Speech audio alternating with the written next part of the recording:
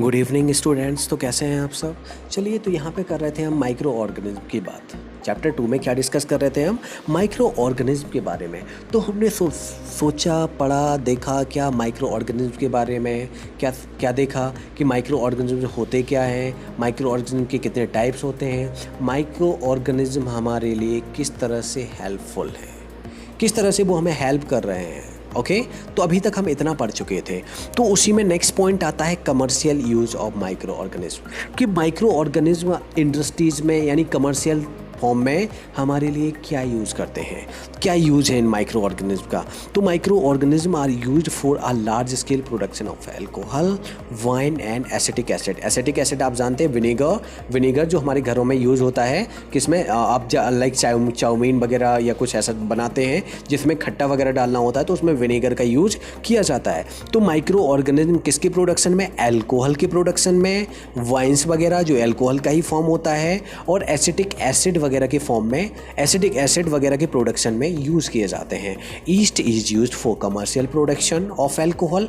East का use किया जाता है कमर्शियल प्रोडक्शन, मतलब कमर्शियल प्रोडक्शन किया जाता है अल्कोहल और वाइन्स का। For this purpose yeast is grown on natural sugars present in grains like barley, wheat, rice and crushed fruit juices. तो देखो, वाइन जो बनाई जाती है वो किन किन चीज़ों से बनाई जाती हैं।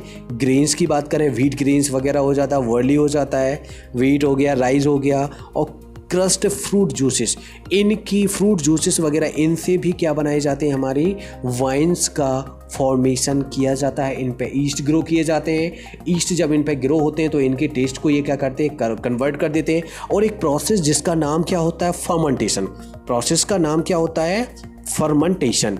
तो ये फर्मेंटेशन प्रोसेस होता है, ये फर्मेंटेशन जो प्रोसेस होता है वो किसकी CO2 की प्रेजेंस में होता है और ऑक्सीजन की एब्सेंस में होता है। ये फर्मेंटेशन प्रोसेस आपको याद रखना है किसमें ऑक्सीजन की एब्सेंस में, मतलब ऑक्सीजन नहीं होना चाहिए, और CO2 की प्रेजेंस में ये पॉसिबल हो पाता है। ओके, तो यहाँ इसके बाद हम डिस्कस करते हैं क्या, हाँ, फर्मेंटेशन की ही बात की गई।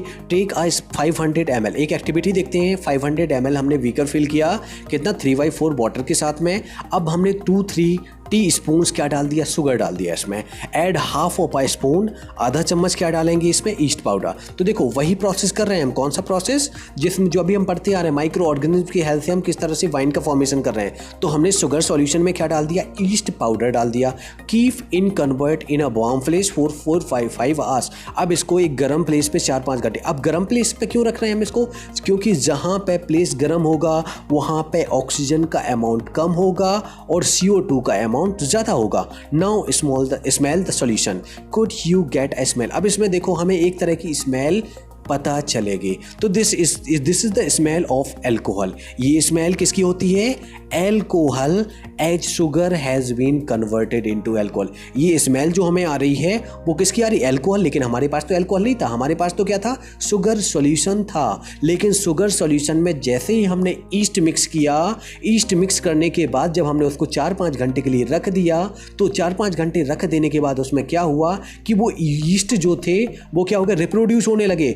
2 से 4, 4 से 8, इस तरह से क्या हो गए, डेवलप होते गए, बहुत सारे बन गए। और पूरा जितना था उसको किस में कन्वर्ट कर दिया, अल्कोहल में कन्वर्ट कर दिया।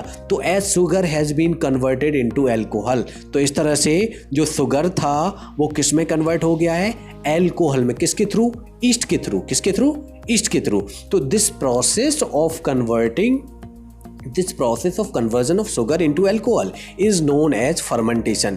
तो आपको फर्मेंटेशन के डेफिनेशन में क्या याद कर रखना है, process of conversion of sugar into alcohol is known as fermentation. कैसे हुआ प्रोसेस, ईस्ट के थ्रू। किसके थ्रू, ईस्ट के थ्रू हुआ है ये प्रोसेस। तो लुइस पाश्चर ये जो साइंटिस्ट थे, इन्होंने डिस्कवर किया था क्या, फर्मेंटेशन प्रोसेस को कब, 1857 में। कब, 1857। ईयर याद रखना है, साइंटिस्ट याद रखना है, कौन थे, लुइस पाश्चर। कब किया था, 1857 में। प्रोसेस का नाम फर्मेंटेशन। और फर्मेंटेशन में होता क्या है कि शुगर कन्वर्ट होता है अल्कोहल में by the action of east. किसके थ्रू, ईस्ट ईस्ट के थ्रू, ईस्ट नहीं होंगे तो इनके बिना ये पॉसिबल है ही नहीं।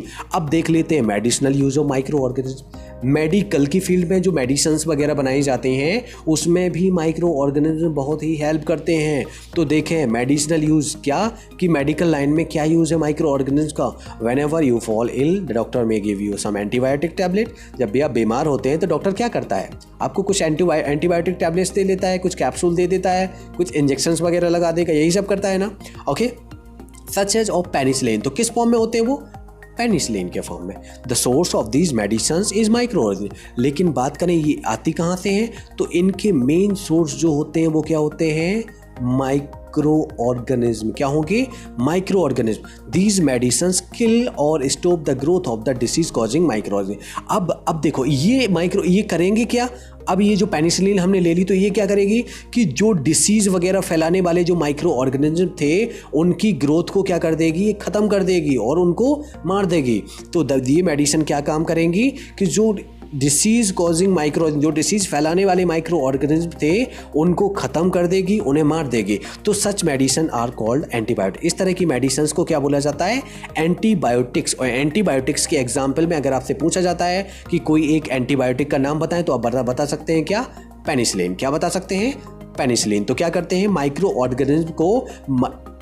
ऑर्गेनिज्म को ख़त्म करने में, किस तरह की माइक्रो ऑर्गेनिज्म, जो डिसीज़ फैला रहे हैं हमारी बॉडी में उनको ख़त्म करने में ये हेल्प करते हैं। These days a number of antibiotics are being produced from bacteria and fungi. तो इस टाइम पे कई तरह की एंटीबायोटिक्स हैं जो प्रोड्यूस किए जाते हैं, किसके थ्रू, बैक्टीरिया के थ्रू और फंगाई के थ्रू। उन्हीं में से कुछ के नाम देख लेते हैं हम। स्ट्रेप्टोमाइसिन, आपने नाम सुना होगा, मे बी आपके घरों में भी यूज़ की जाती होगी। Streptomycin, tetracycline,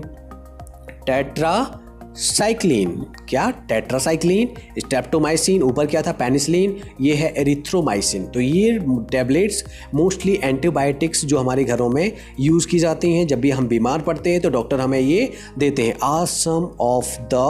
are some of the commonly known antibiotics which are made from fungi and bacteria। तो देखो ये स्ट्रेप्टोमाइसिन जो भी पेनिसिलिन वगैरह ये आपने पढ़ी, तो ये किससे बनाई जाती हैं, फंगाई से और बैक्टीरिया की हेल्प से बनाई जाती हैं। तो the antibiotics are manufactured by growing specific microorganism and are use to cure a variety of diseases. तो अब ये जो है ये अलग अलग माइक्रो ऑर्गेनिज्म से अलग अलग डिसीज़ के लिए क्योर करने के लिए ये बनाई जाती हैं। तो antibiotics are even mixed with the feed of livestock and poultry to check microbial infection in animals. अच्छा, आपने देखा होगा पोल्ट्री फार्म में जो मुर्गे वगैरह पाले जाते हैं, लाइव स्टॉक मतलब जो फेसेस वगैरह भी होती हैं, उनमें भी माइक्रोबियल इन्फेक्शन से बचाने के लिए उनको जो खाना दिया जाता है, उनको जो फीड दिया जाता है, उसमें भी कुछ अमाउंट में हम मिक्स कर देते हैं किसको, एंटीबायोटिक्स को, जिनसे वो क्या होते हैं, वो एनिमल्स क्या नहीं इन्फेक्टेड नहीं होते, वो बीमार नहीं पड़ते हैं। They are also use to control many plant diseases. और एनिमल्स के अलावा ये बहुत सारे प्लांट डिसीजेज को भी कंट्रोल करने में क्या करते हैं, हेल्प करते हैं। It is important to remember that an antibiotic should be taken out on advice of qualified doctor। जब भी हम एंटीबायोटिक लें तो किसकी हेल्प से, डॉक्टर के बिना पीछे मत, डॉक्टर को बिना पूछे नहीं लेना चाहिए। Also you must finish the course prescribed by the doctor। और जो भी आपको डॉक्टर बताता है कि किस किस तरीके से आपको दवा लेनी है, किस किस टाइम लेनी है, कितनी लेनी है, सब डॉक्टर के अकॉर्डिंग ही लेना चाहिए। और डॉक्टर अच्छा होना चाहिए, क्वालिफाइड डॉक्टर, ऐसा नहीं कि किसी भी डॉक्टर से ले लिया, ओके, कि घर पे ही डॉक्टर बन गए आप तो हमने दवा ले लिए। If you take antibiotics when you not need or in the wrong dose, it may make the drug less effective when you might need in the future. अगर आप ज़्यादा यूज करते हैं, गलत यूज़ करते हैं, तो हो सकता है कि ये इफ़ेक्ट करना बंद कर दे इन फ्यूचर जब भी आप बीमार पड़ते हैं। तो also antibiotic taken unnecessary may kill the beneficial bacteria in the body. और एक कैसा कि अननेसेसरी, हमारे रिक्वायरमेंट नहीं है फिर भी हम दवा खाए जा रहे हैं। हमें थोड़ा सा भी सिर दर्द हुआ, हमने तुरंत क्या की, पैकेट में से दवा निकाली और खा ली, ओके। तो ऐसा नहीं करना है। ऐसा करने से क्या होता है कि जब भी नेसेसिटी नहीं है हमें दवा की, फिर भी हम दवा ले रहे हैं, एंटीबायोटिक्स ले रहे हैं, तो क्या करता है वो जो कुछ बेनिफिशियल बैक्टीरिया हमारे बॉडी में होते हैं उनको भी क्या करता है, वो ख़त्म कर देता है। तो ये तो एक तरह से क्या हुआ, हमारी बॉडी के लिए हार्मफुल हुआ कि नहीं हुआ। तो antibiotics however are not effective against cold and flu as these are caused by the virus. तो एंटीबायोटिक्स जो होते हैं वो क्या इफेक्टिव नहीं होते किसकी, कोल्ड और फ्लू के लिए, क्योंकि ये किसकी वजह से होते हैं, वायरसेस की वजह से होते हैं। किसकी वजह से होता है, वायरसेस की वजह से होते हैं।